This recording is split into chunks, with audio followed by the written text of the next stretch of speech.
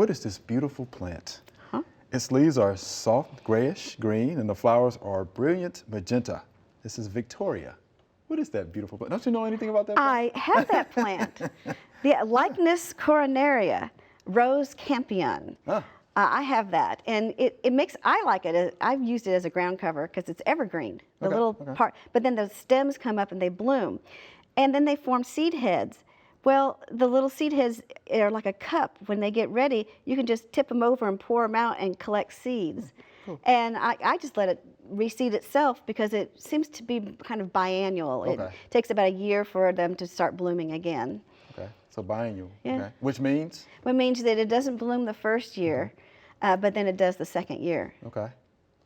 And sometimes it dies that second year. Sometimes And it so, does, so sometimes it can come and go, but it will reseed itself if you let it. And bloom time is?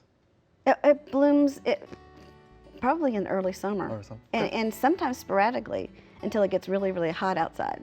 Okay, so there you have it, Victoria. Beautiful plant. Yeah, I know Joellen has like that it. plant. She likes it.